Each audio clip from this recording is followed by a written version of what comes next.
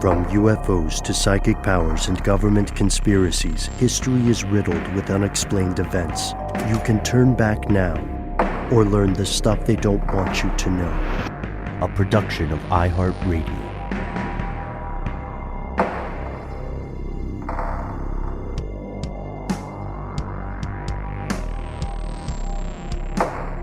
Hello, welcome back to the show. My name is Matt. My name is Noel. They call me Ben. We are joined, as always, with our super producer, Seth the Shadow, Nicholas Johnson. Most importantly, you are here, and that makes this Stuff They Don't Want You to Know. We're doing a relatively rare two-part episode on a story that has fascinated all of us, and hopefully you as well. It is the strange story of one Jeffrey Alan Lash. Please do listen to part one. We've got a lot of, I think we were able to do a pretty good job, fellas, mixing in some crazy and some facts. But there's enough crazy to go around, to be just brutally honest with you.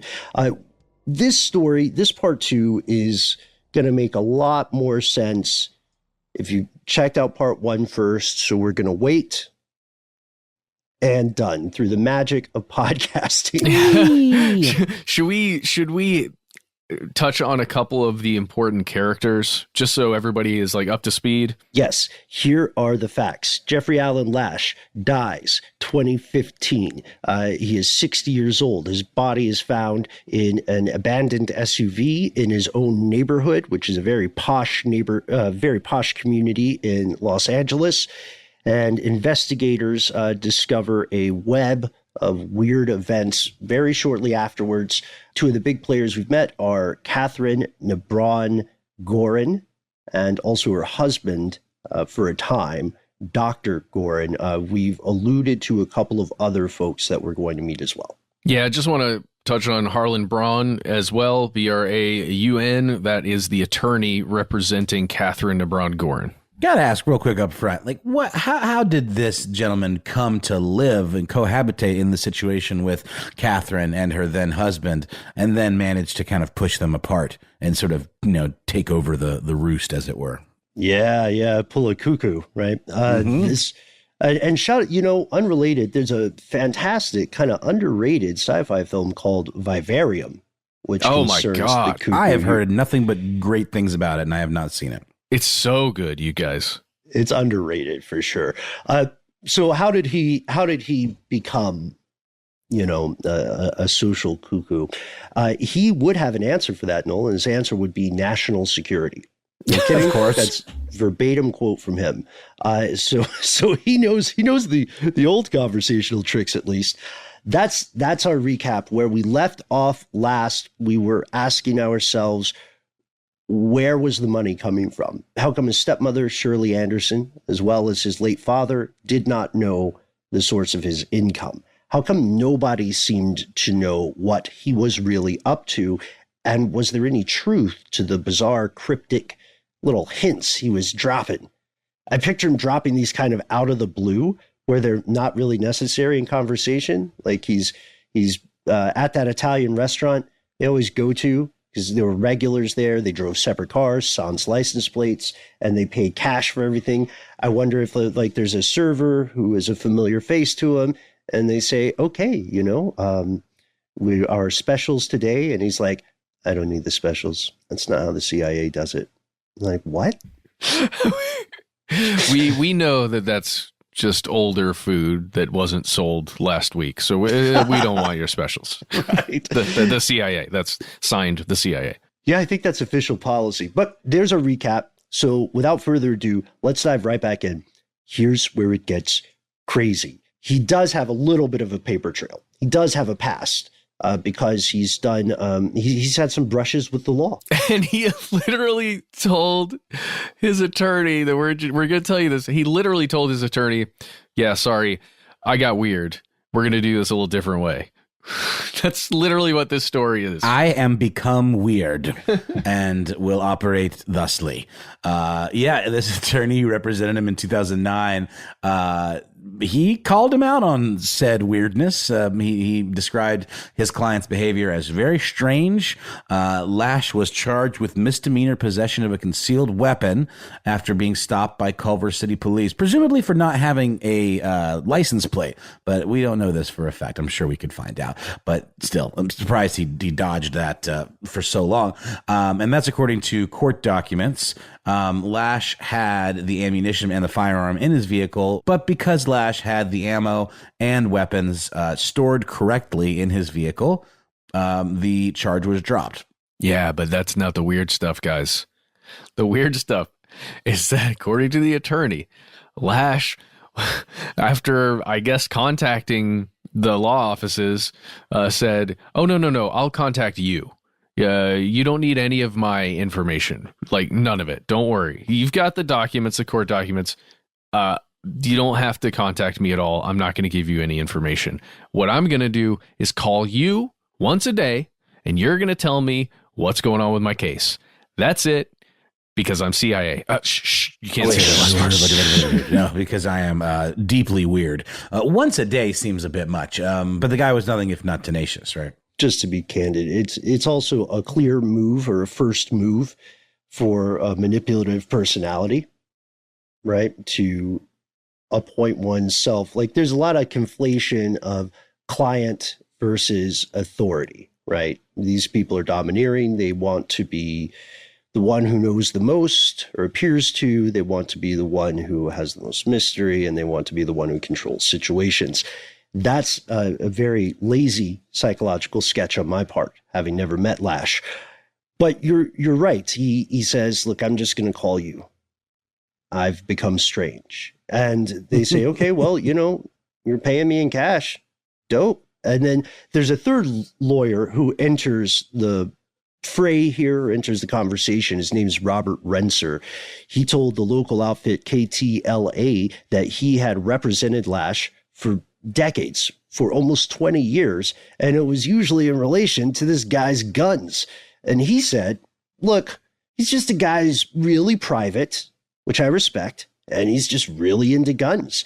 And he added some interesting stuff here. He said, "As far as I know, Jeffrey really isn't out here firing guns." He may have called him Jerry in some interviews. He said he's not really out here using a bunch of these. In fact, he prides himself on how well maintained his firearms are. So I would, says Renser, consider him more of a collector.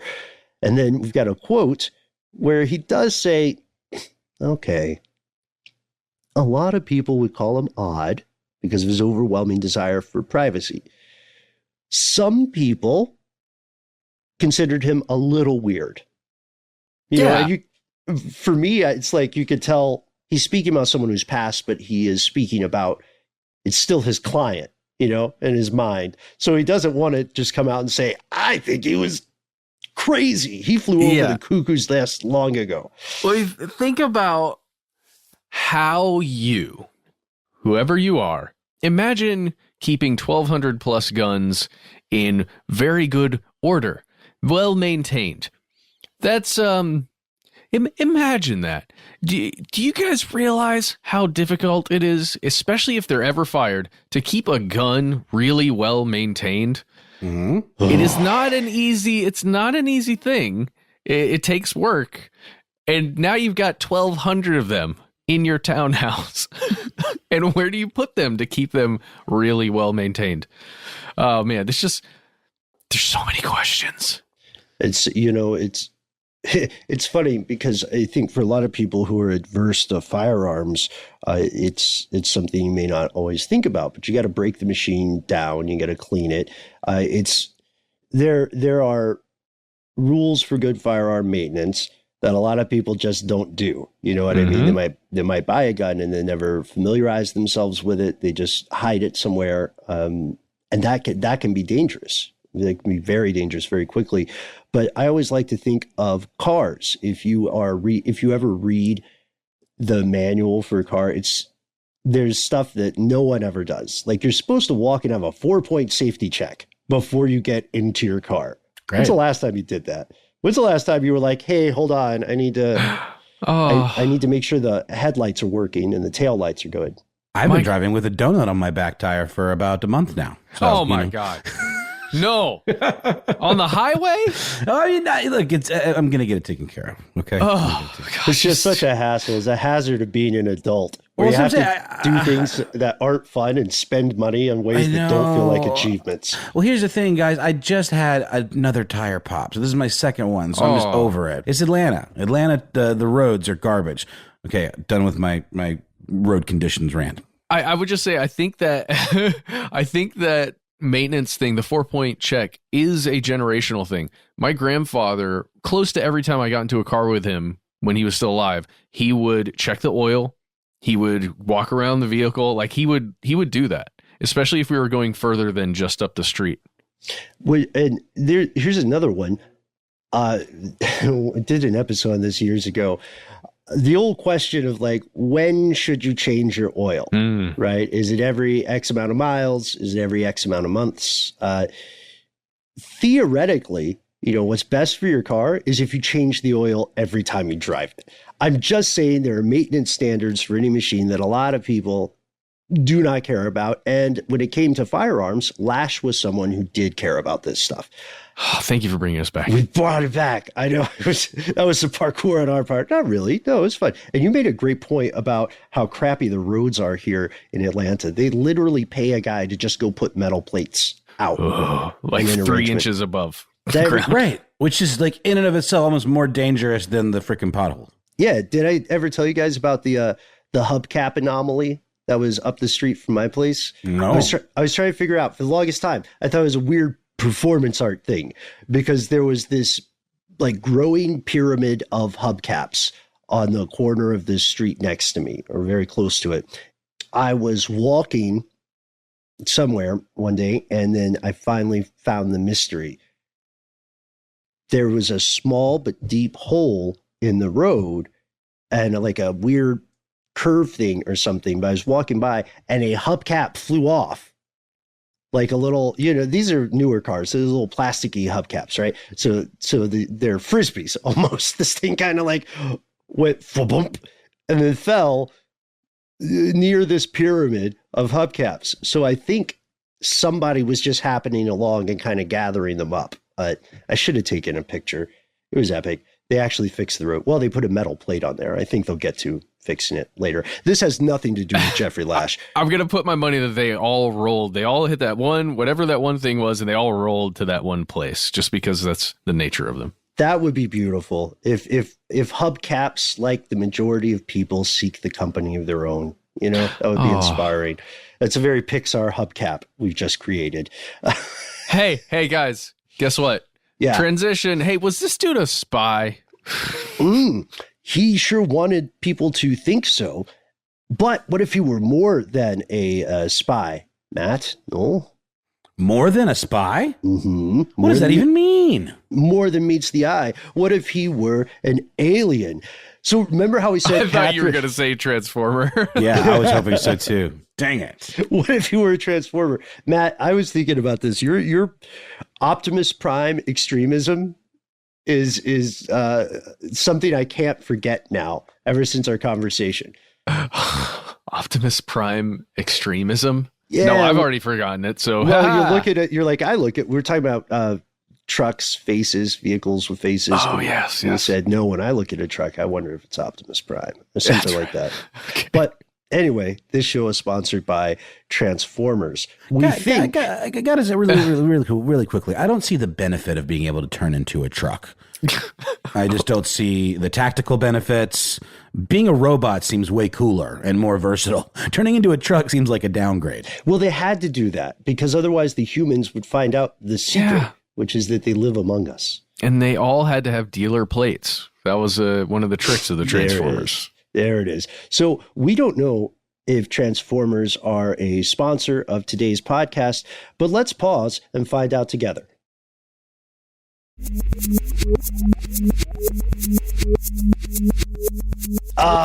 Nope. Not this time.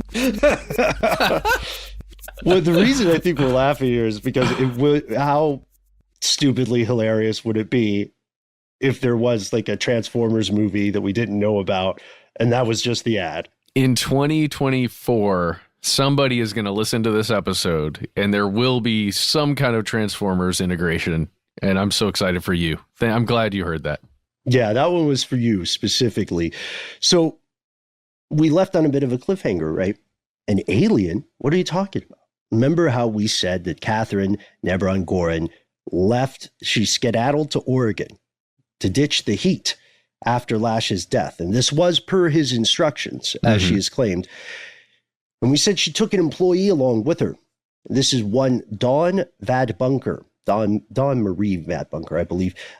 She briefly went missing in Oregon after Lash's death. And a lot of what we know about Dawn's position comes from her mother, Laura Vadbunker, who was very worried about her daughter. In a brief bit of good news, Dawn Vadbunker turned out to be fine. She was just off the grid for a little while.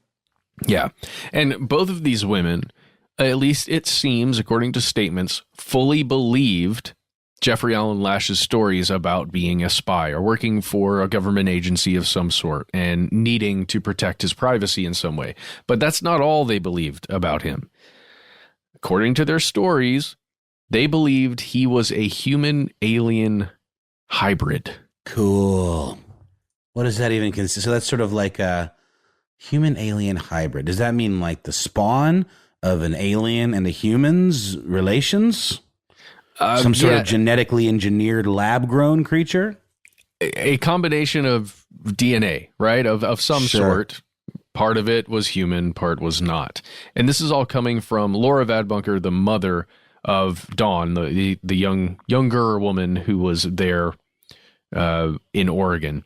She said that this was a genuine belief that was held by her daughter, and apparently, according to the stories that they were told that they believed, Jeffrey Alan Lash was sent to the Earth to protect it, to protect humanity, essentially. Yeah, in some nebulous way that he could not explicitly detail, right? Which is a key part of these sorts of, trying to be diplomatic, explanations.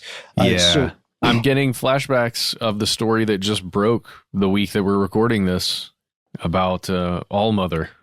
About mother love. Yeah,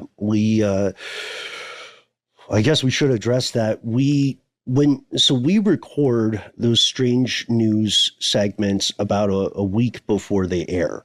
That's just the system that Noel, Matt, and our team has worked out. So when we recorded this, we did predict that it was an unsustainable situation. We knew something would probably happen. Something does often with these organizations, but we did not know it would happen so soon. And, whether or not you agree with somebody's spiritual beliefs, the truth is no one knows the answer, or no one has been able to convince the rest of the world they know the answer. So you have to think of everyone as human beings and exercise empathy. So our thoughts are with these people during this incredibly difficult time, as well as the survivors. What are we talking about? Well, just a few days after we mentioned the existence of the Love Has Won cult, news emerged that their leader, Matt referring to as All Mother, Mother Love, Amy Carlson, had passed away and been mummified. So be very careful. Believe what you would like, but never hesitate to reach out if you feel like you or one of your family members is being held by one of those organizations against your will. It's a very weird time to put in that PSA, but I think... Well, it's not that weird because Dawn... some of the women involved in Jeffrey Alan Lash's life were doing things that may seem bizarre to some of us. Yeah, because, it's kind of like... I never thought I'd say it this way. This is not a ding on Scientology. This is not a ding on Scientology. Just repeating that for the lawyers, for our legal team. When you hear people say stuff that sounds really outlandish, and you know that they are reasonable, intelligent people, it's easy to dismiss them dismiss those beliefs because we don't know how they arrived at that.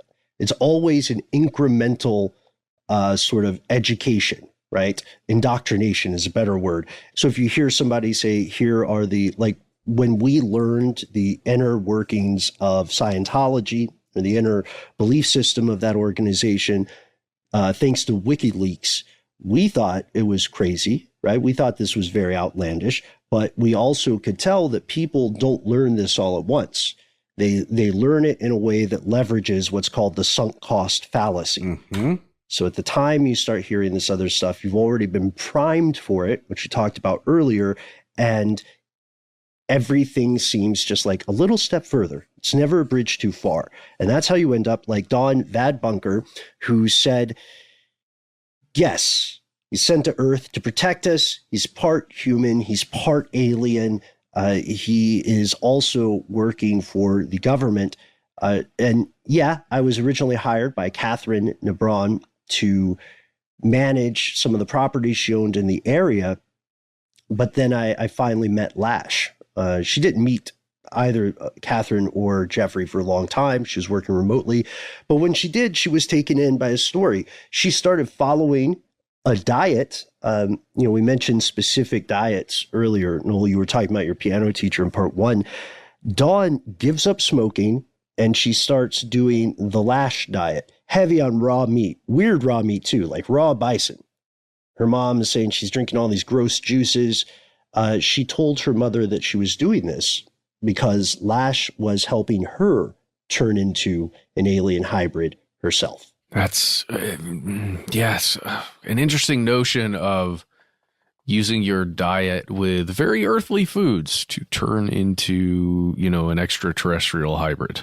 And again, sounds outlandish, but we have to realize, this is an intelligent person. There is a context. There is a chain of indoctrination that led her to that. And that's not all she said. She gave us a little more information about what Lash's top secret projects were at the moment. Yeah. She said that Lash was assisting the government with these operations on the computer all night.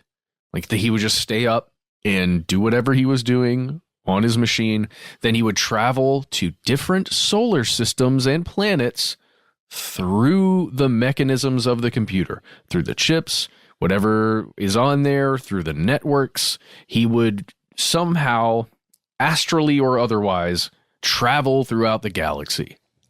Oh, good gig if you can get it, right? Oh, well, yeah. Presumably one of his 12 cars, had some sort of interdimensional travel mods. Love it. I would like to think that. I would very much like to think that. Was it a official. Tesla? Oh, no, that was 2015. So it was probably a Saturn. It was a Saturn. So, all right, going back to these attorneys, right? The attorneys are very much like they definitely have a horse in the race. They have an angle. They're representing clients, but they're also trying to stick to the letter of the law and the things that they can prove, that they can confirm. That's why it's interesting that several of the attorneys connected to Jeffrey Alan Lash found the idea of him being a spy laughable. Ha ha ha, LMAO, they would say. But there's an interesting problem there. None of the attorneys related to Lash in any way have been able to confirm that they actually knew what it was he did for a living. As we said, Harland Braun did not believe that Lash was selling guns or drugs, but he was also baffled. He noted that Lash, quote, could have been working for anyone. It's hard to imagine, however, that it's a total figment of his imagination because there's so much money involved. There's almost $5 million worth of guns that were taken by the police. And then this led him to conclude something that I'm sure has been on all of our minds through part 1 and up to now, led him to conclude the following. The real problem is if he was working for a government agency or foreign, they would never corroborate. Ooh. American or foreign agency, they wouldn't corroborate it. That makes a lot of sense, right? If he's so deep undercover for another government or another spy agency that's outside of the U.S., why would anybody admit that that's what he was doing? Especially if he was providing them with, high-level intelligence somehow. I don't know. If he was an American agent, I don't know, dude. I'm really wondering, how often agents are, deceased agents are mentioned or even if they're undercover, I guess, if they're ever mentioned by, or acknowledged by an agency. Well, it depends, because we talked about SOV in Vietnam.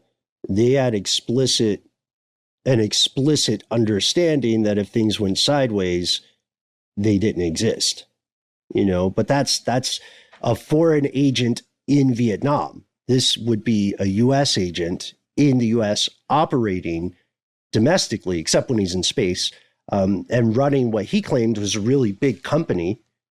Toward the end, leading into the events of July, we'll find that he was talking to another woman, and he was a little bit more, oddly enough, a little bit more specific. Like his story was the same, but he was clearly evolving it as we move from victim to victim, which is what I think is happening, just as a spoiler.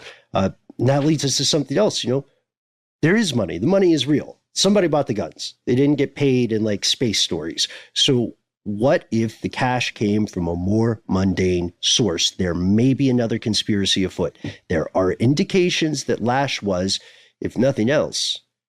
Seth, can we get some smooth music? There we are. A little bit of a Lothario, a ladies' man. And hold that sexy music for a quick word from our sponsor, and then we'll be back with all the juicy details. And get some of this Courvoisier reference.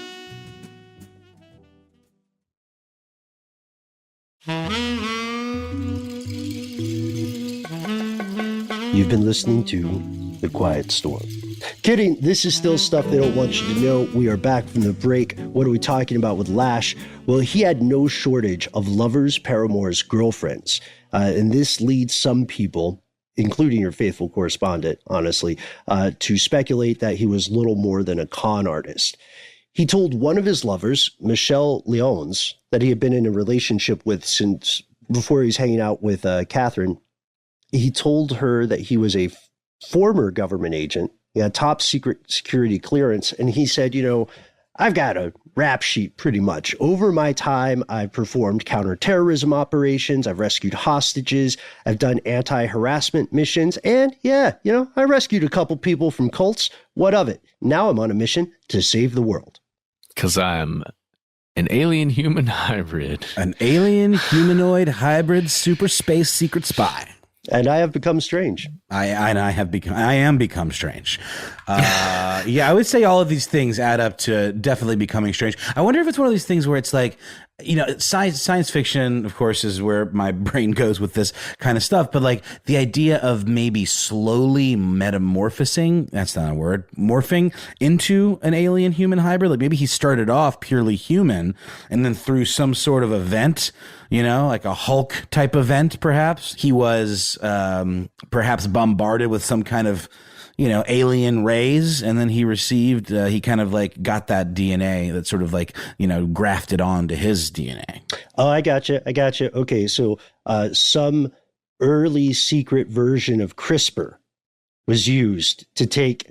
Thank you, Ben. Thank you for putting science-y words to my absolutely outlandish fictional proposition. No, it's perfect. I think we're on to something. Between this and Elevator, we are killing it on spec scripts and synopses.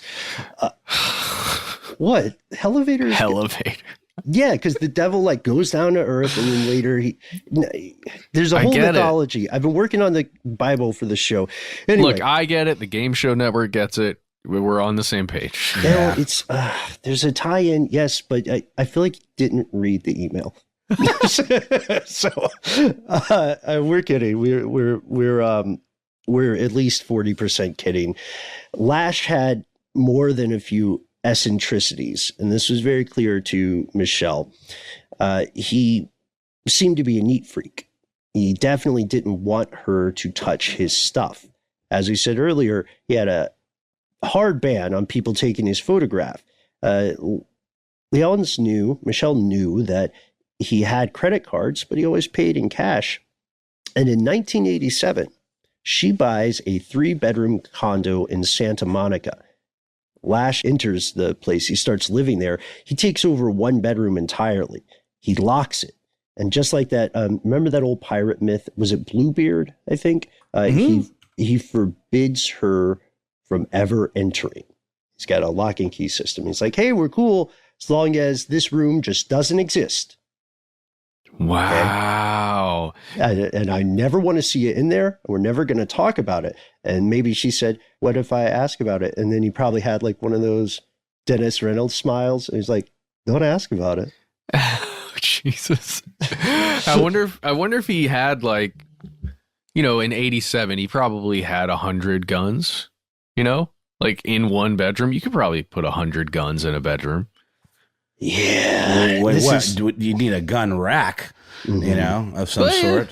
You just kind of like stand them up in a corner, right? One goes in and then you just start pyramiding them out like hubcaps. I just gonna go back to hubcaps and just hope that this terrible plan doesn't go awry. That there's, oh man. Yeah, you could do it. But the point is she has no idea. She doesn't know what's in there. And there's this excellent article by the Hollywood Reporter that we may have mentioned in part one. Some of the best reporting on this was Hollywood Reporter and Playboy. And according to this story by Scott Johnson, which we highly recommend reading, we know that Lash was telling multiple versions of a story to multiple women, right? And there's a bizarre rundown of the stuff he would tell Michelle Lyons and tell his other girlfriends. He would say he's a member of an anti-terror team that he refers to as his upper staff. So he had his own A-team, basically. And they were brave and lethal. And most importantly, they were super loyal to Lash. If anyone stood in his way, contradicted him, harmed him, his team would come after them and kill them. This is him trying to be kind of, you know, edgelordy, right? If it's not true. I guess we have to say it. If it's not true, it's him being edgelordy and manipulative, but it's also threatening because he had a temper problem and he was physically abusive to some of these women. And Lyons never came into contact with any of these A-team members. She didn't speak with any of them on the phone. But again, like, it's that threat. I guess it occurred so often in their relationship, this threat of these other people, that it just made it feel very, very real to Lyons. Mm-hmm. Yeah. And, you know, when you're acting with limited information, you don't know, like, how can you find this out? You don't have the internet at this point, right? You have to do your best in person to suss out what's happening. And again, it's the incremental indoctrination that is key here. He also says that he knows a psychic. Her name is Tara. And he can't say much about her because he had to teach her to go dark and live off the grid for national security reasons. Yeah. This guy seems to complicate the lives of everyone he encounters. Oh, dude, you have no idea. Because here's the thing. He's living with Lyons in this condo she bought. He's got the room that doth not exist with all his guns, I think, probably all his guns stashed in it. And he has somehow gotten Lyons to pay for everything. Right. Like everything. Not just the condo and rent, the food, the supplies, whatever those may be for any or, you know, for going out to the park.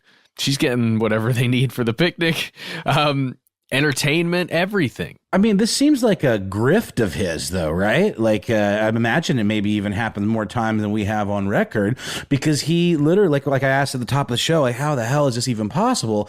But Lash continued to be supported for a time by Lyons, even after moving out and into this other condo with Nebron Gorin, with her husband at the time, and then somehow strong-arming him out of the picture. Seems like a real, you know, manipulative con artist. Well, you see, he can't use any of his own money. He would get exposed. It's like about the mission. Yeah. They can track serial numbers on this cash. We can use the cash sometimes, but only when we absolutely have to. So what do you, I mean, is he totally insane? I mean, there's obviously real information and real stuff to back up that something weird is going on with this guy. But he sure seems to have delusions of grandeur, and obviously is a total grifter and manipulator. It's mind-boggling. Yes, yeah, he was a taker. He was reciprocating by spinning tales and making people think they were part of something bigger, which is a brilliant way to get people to be your thralls. So things aren't going well at the Nebron household.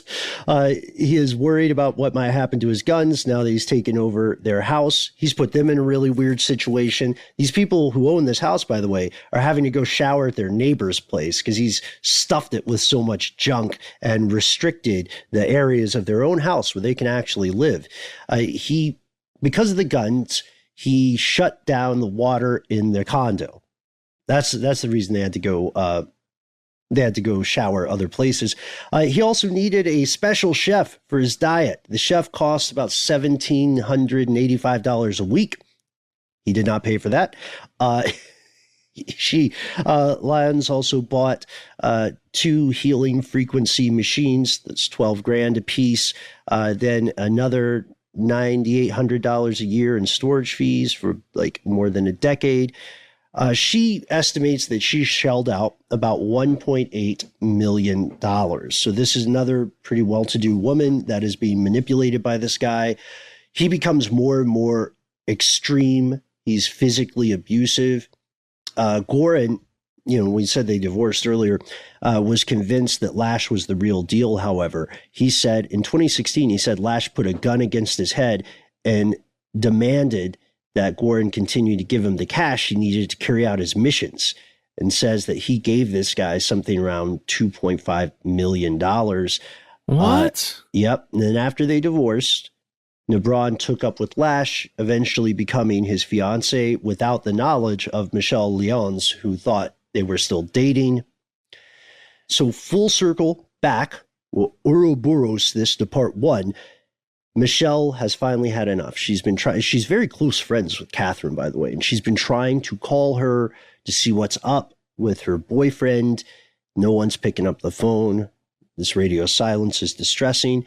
Eventually, in a moment of desperation, she decides she's going to break into that locked room, and it's not what she expected.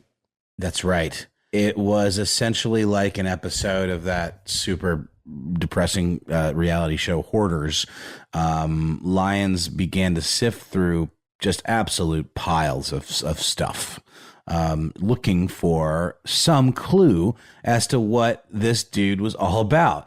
But she found evidence not of any kind of government work, but of other women, at least 6 other women, in addition to her and Nebron. So we're talking things like love letters, photographs, an audio cassette that one of his former lovers had made for him, assuming like a mixtape, and 5 or 6 women whose names Lyons found in this stash were still alive. So she began to contact them and eventually reached out to 4. So these were not the only examples of this grift that Lash pulled. Because all of these stories were identical to her own. Lash had swooped in and completely hijacked their relationship using a variety of psychological manipulation tactics. He, got them to pay for everything, cheated them out of their money, completely took advantage of their goodwill. Ben, you mentioned at the top of the show, or one of the episodes, how someone like Nebron Gorin could have been a very easy mark for many reasons. And it appears that he knew exactly the criteria of what he was looking for in such a mark. Right, which does not mean that he did not believe his own story. He could have been having what we'll call a Merlin moment. And the Lash stash was real. He did have over $200,000 in his house. So he may have been a bit of a remora, just attaching himself to the lives of these people and intimidating them. Some of these women told Michelle they had a very real fear that if they did not comply, he would kill them or have them killed. How did this all shake out? Well, we'll tell you, a legal battle between Lash's lovers and relatives ensued over the seized goods after his death. He left no will. That's a paper trail, right? So his only relatives were these estranged cousins. They were set to inherit his fortune, which was, they were mainly thinking in terms of the guns. They were like, that's $5 million just for the guns. According to their lawyer, the cousins planned to have the weapons destroyed to send a message about guns in the U.S. instead of being sold. And again, all the guns are clean. Yeah, they're legally purchased. Send a message. Yeah, they wanted to, because they were worried about they were worried about those guns getting out on the street. I see, getting ending up in the wrong hands. Got it. Yeah, what are they doing? You start a museum on the side of 400, and it's Bigfoot and guns. God, I'm in. I am in. I will take the elevator to Bigfoot and guns. Yeah, I'm on board. So this is a problem because several of the women involved with Lash have their own lawsuits. Nebron and Lyons in specific, they're seeking compensation for the millions of dollars they've spent supporting this guy over the years. The coroner eventually concludes that Lash died at age 60 of natural causes due to a cardiovascular condition. But the problem is his corpse was so decomposed by 2 weeks of summer heat that it was tough to conclude what was happening to him in his final years. Yes, in certain cases, some diseases like cancer, maybe ALS, can cause you to have psychotic breaks and hallucinations. But the thing is, his story went on so long and was seemingly so well thought out and calculated that you can't really explain it, right, just by saying he had a medical condition that was messing with his cognition. To your earlier point, Matt, about having a criminal record, he had none. He was squeaky clean. That in itself can be suspicious because if you want good cover, then you want to have some warts, right? You want to have some wrinkles that makes it look more realistic, which is why when you do a CGI image of a person, you want to have a slight asymmetry, right? Because they look more like a person. It's true. Yeah. Otherwise, you get that uncanny valley effect, which I think you could apply that same terms to like a weirdly squeaky clean record. It starts to feel like not a real person or like it was, wiped in some way. That's always a red flag in, mystery type shows or procedural cop dramas when they look up a person of interest and there's nothing about them. Super sketchy. Yeah. And none of the agencies that exist have acknowledged any sort of interaction with Lash or any work that Lash had ever done for any of them. So that's kind of a dead end unless, again, they're keeping it under wraps for one reason or another. Which is possible. But you would think that if that were the case, this wouldn't be in the news as much as it was in 2015. Also, side tip, if you want to get off the grid and you don't want people to know where you're going for a certain period of time or any amount of time, one good thing to do is to have a friend take your main phone and just drive it around with them wherever they go while you're gone for the weekend or the week or whatever. Can't officially tell you that it works. Just have them plug it in their car, by the way. That's how you do it. Have a charger in their car, leave it charged at all times in their car. To create the illusion of your normal goings on and movements that you haven't left and, that you're like just still doing your thing. Mm-hmm. Again, we can't officially tell you that it works, and it's crazy how easily you can do it. And make sure location services are on and significant places are turned on too. Anyway. Theoretically. Hypothetically. So what was Lash up to? Where did the money come from? Was it all from his victims? If victims they were? Was he a con man? Was he an aspiring cult leader? Was he an alien? For now, that appears set to remain the stuff Jeffrey Alan Lash doesn't want you to know. Real people's lives were affected and damaged by his actions. But as we've established, we don't have enough info to say whether he truly believed what he was doing, but those questions remain unanswered. Where did the money come from? What changed about his life? This is a fascinating case, and we want to hear what you think, folks. Definitely. Also, record conversations with yourself and your friend, and then have your friend play them back on the radio while you're driving around with your phone plugged in. Anyway. Perfect is the enemy of good, Matt. Perfect is the enemy of good. Okay. All right, so you can reach us all over social media. We are Conspiracy Stuff on Twitter and Facebook. We are Conspiracy Stuff Show on Instagram. You can find our Facebook page. Here's Where It Gets Crazy. That's our group where you and all other conspiracy realists can hang out, chat about this episode, any other episode, any topic you want to. If you want to join, all you have to do is name one of us who is talking to you during this episode, or Seth Shadow Johnson, or any of our other super producers. Just name one of us, or make us laugh, and you can get in. That's right. Also, while you're at it, why not pop over to Apple Podcasts and leave us a 5-star review. 5-star review would mean the world to us, and also helps people discover the show and helps it inch up in those Apple Podcast rankings, which I believe we are sitting at a nice solid 166 or so out of like all podcasts, which I think is pretty cool. And thank you, Conspiracy Realists, for helping make that happen. And if you're someone who feels the way about social media that Jeffrey Alan Lash felt about photography,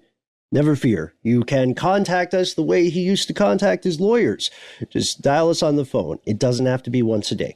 You can call us. It does have to be from a payphone, though. That's required. Yeah, or a burner. We'll also accept a burner. So that number is 1-833-STDWYTK. 3 minutes. Those 3 minutes are yours. Give yourself a cool nickname. Let us know if it's okay to use your name and voice on air. And tell us what's on your mind. Hip us to some topics you think your fellow conspiracy realists would enjoy. If you say, Ben, that's malarkey, Joe Biden doesn't own that word. We can all use it. Yeah, of course. If you say, Ben, that's crazy, you yourself have talked at length about how much you hate phones. Why would you try to convince me to call you on a phone? Why would you do this to either of us? That's a great question. Not everybody loves phones, but there is one way that you can always contact us, regardless of how you feel about social media, how you feel about Jeffrey Alan Lash, how you feel about phone calls. That's our good old-fashioned email address, where we are. Conspiracy@iheartradio.com.